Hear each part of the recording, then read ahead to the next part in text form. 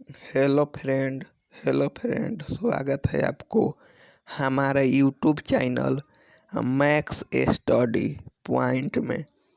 दोस्तों, इंटर के लिए फिजिक्स का कुछ इम्पोर्टेंट सवाल मैं लेकर आया हूँ। आइए स्टार्ट करते हैं।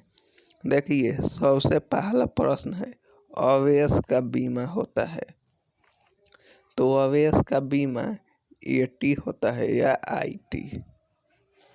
ठीक है, एटी या आईटी। अब देखते हैं अगला प्रश्न है हमारा एप्सिलॉन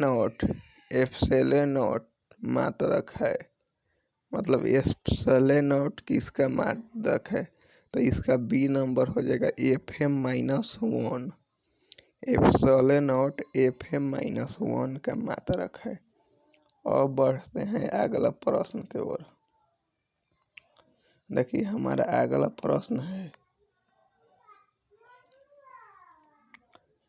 प्रश्न है किसी दूरी पर अवस्थित दो कोण के बीच विद्युत बल F है। यदि उनके बीच की दूरी आधा कर दी जाए तो विद्युत बल का मान क्या होगा? तो देखिए,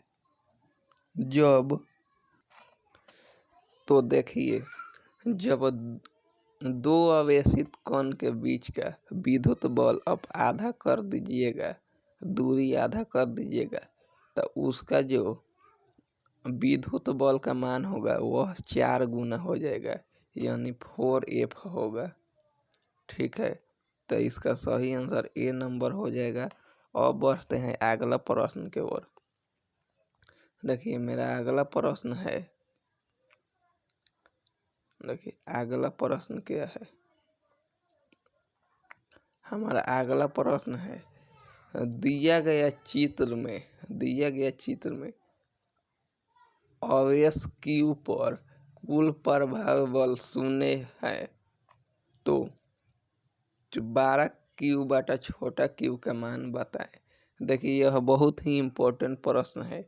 यह प्रश्न 2018 में पूछा जा चुका है। ठीक है, यह प्रश्न 2018 में पूछा जा चुका है। देखिए, तो इसका जो फिगर है वह कुछ इस प्रकार का है। देखिए, यह फिगर है आपका, यहाँ देखिए क्यू है। ठीक है, तो देखिए इसका सही आंसर होगा, वो होगा आपका, इसका सही आंसर बी नंबर हो जाएगा, यानी 2√2, यानी इसका आंसर हो गया। और इसको सॉल्व करने पर √8 आएगा। ठीक है, तो √8 को आप सॉल्व कीजिएगा तो 2√2 आएगा, 2√2। और बढ़ते हैं अगला प्रश्न की ओर। देखिए, हमारा अगला प्रश्न है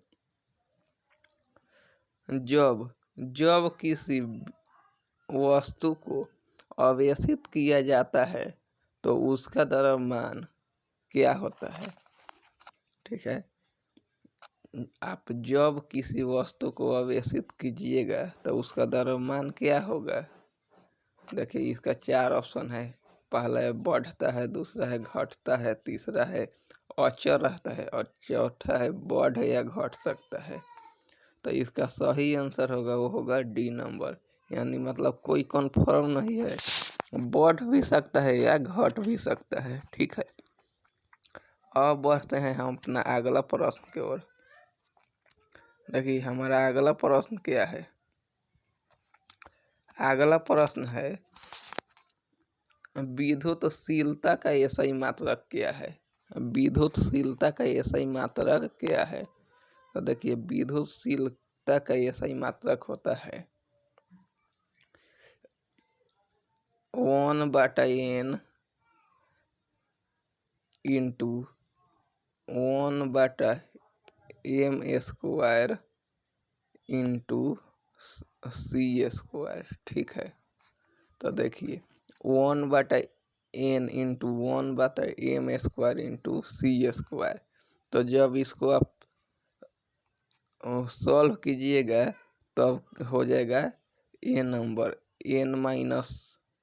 n के पावर -1, m के पावर -2 और c के पावर 2। ठीक है, तो इसका सही आंसर ए नंबर हो जाएगा। विद्युतशीलता का ऐसा ही मात्रक n-1 into m-2 into c के पावर 2। ठीक है, अब देखते हैं हम अपना अगला प्रश्न। देखिए अगला प्रश्न क्या कुछ इस प्रकार का है। अगला प्रश्न है, धातु के बने गोले ए को धन आवेश दिया गया तथा गोले ए के बराबर द्रव्यमान के दूसरा धातु के गोल बी का उतने ही परिणाम का ऋण आवेश दिया गया जितना धन आवेश गोले ए को दिया गया था। तो देखिए 4 यहाँ ऑप्शन हो जा रहा है, क्या कह रहा है। देखिए पहला में कह रहा है गोला ए और बी का द्रव्यमान अब भी बराबर ही रहेगा। दूसरा बोल रहा है गोले ए का द्रव्यमान बढ़ जाएगा। दूसरा बोल रहा है गोले बी का द्रव्यमान घट जाएगा। और सी बोल रहा है गोले बी का द्रव्यमान बढ़ जाएगा। तो इसका सही आंसर होगा वो होगा डी नंबर, यानी गोले बी का द्रव्यमान बढ़ जाएगा। ठीक है, अब देखते हैं अगला प्रश्न क्या है। देखिए हमारा अगला प्रश्न है विद्युत क्षेत्र वेक्टर ई से लंबवत रखें विद्युत द्विध्रुव अघूर्ण वेक्टर पी है। देखिए ऊपर जो ऐसा रहता है इसको वेक्टर बोलते हैं। अब देखिए इस स्थिति में द्विध्रुव की स्थैतिक ऊर्जा का मान लेने पर वेक्टर ई और वेक्टर पी के बीच थीटा कोण की स्थिति में द्विध्रुव की स्थैतिज ऊर्जा होती है। तो देखिए इसमें 4 ऑप्शन है। यह प्रश्न काफ़ी इम्पोर्टेंट है। देखिए यह बिहार बोर्ड में 2017 में पूछा जा चुका है। तो देखिए इसका सही आंसर क्या हो जाएगा। इसका सही आंसर हो जाएगा माइनस वेक्टर पी इंटू ई। ठीक है, इसका सही आंसर बी नंबर हो जाएगा। अब बढ़ते हैं अगला प्रश्न की ओर। देखिए अगला प्रश्न में क्या बोल रहा है कूलाम बल है, मतलब कूलाम कैसा बल है, केंद्रीय बल है कि विद्युत बल है या दोनों है या इनमें से कोई नहीं है। तो भाई इनमें से कोई नहीं, ये तो गलत है पहले ही, क्योंकि एक तो बल होगा। अब बताइए, देखिए जो कूलाम है वह केंद्रीय बल भी है और विद्युत बल भी है। तो हम एक को तो नहीं टिक कर सकते, इसलिए सी नंबर इसका सही आंसर हो जाएगा, ए और बी दोनों। ठीक है, यानी कूलाम जो है वह केंद्रीय बल और विद्युत बल दोनों बल है। ठीक है, अब देखते हैं हम अपना अगला प्रश्न क्या कह रहे हैं। देखिए हमारा अगला प्रश्न है यदि, देखिए अगला प्रश्न क्या है, यदि समरूप विद्युत क्षेत्र एक्स अक्ष की दिशा में विद्यमान है तो समविभव होगा। देखिए बहुत अच्छा प्रश्न है। यदि समरूप विद्युत क्षेत्र एक्स अक्ष की दिशा में विद्यमान है तो समविभव होगा। देखिए यह जो प्रश्न है यह बिहार बोर्ड में 2009 में पूछा गया है, उसके बाद अभी नहीं पूछा गया है। अब देखिए 2022 में पूछना चाहिए। अब देखते हैं इसका आंसर क्या होगा। तो इसका आंसर होगा एक वाई और वाई इंटू जेड तल की दिशा में, वाई इंटू जेड तल की दिशा में। ठीक है, सी नंबर सही आंसर है। अब बढ़िए अगला प्रश्न में। देखिए अगला प्रश्न क्या है, विद्युत आवेश का क्वांटक मात्रक में होता है, मतलब विद्युत आवेश का क्वांटक ईएसयू मात्रक में होता है। देखिए यह भी प्रश्न काफ़ी इम्पोर्टेंट है। देखिए यह प्रश्न 2010 में पूछा जा चुका है। तो देखिए इसका सही आंसर है वो होगा आपका ए नंबर, यानी 4.78 गुने 10 के पावर -10। ठीक है, यानी इसको हम ऐसे लिखेंगे 4 × 7 गुने 1/10 के पावर 10। ठीक है, अब देखिए अगला प्रश्न क्या है। अगला प्रश्न है स्थिर विद्युत क्षेत्र होता है। स्थिर विद्युत क्षेत्र होता है, मतलब स्थिर विद्युत क्षेत्र कैसा होता है। देखिए यह प्रश्न काफ़ी इम्पोर्टेंट है। यह 2010-11 दो बार पूछा जा चुका है। देखिए इसका जो आंसर हो जाएगा वो होगा संरक्षी। ठीक है, इसमें देखिए 4 ऑप्शन दिया हुआ, इसमें आपको भूलना नहीं है और कंफ्यूज नहीं होना। देखिए ए में दिया है संरक्षी, बी में असंरक्षी, सी में कहीं संरक्षी कहीं असंरक्षी और डी में नॉन। तो देखिए इसका पहला ये तो गलत हो जाएगा कि इनमें से कोई नहीं हो नहीं सकता। और देखिए कहीं संरक्षी कहीं असंरक्षी ऐसा नहीं होता है, तो देखिए यह गलत है। अब देखते हैं 2 क्वेश्चन बचा। ठीक है, तो देखिए असंरक्षी। तो देखिए हम इसको भी नहीं कह सकते कि असंरक्षी तो होगा नहीं, तो क्या होगा संरक्षी। ठीक है, स्थिर विद्युत क्षेत्र होता है तो यह संरक्षी होता है। अब बढ़ते हैं अगला प्रश्न की ओर। देखिए हमारा अगला प्रश्न है, देखिए अगला प्रश्न क्या है। अगला प्रश्न है एक एकांकी चाल के लिए निम्न में से कौन अनुपात अचर होता है। ठीक है, देखिए तो इसका ए नंबर सही आंसर हो जाएगा कुल आवेश बटा विभव। ठीक है, कुल आवेश बटा विभव।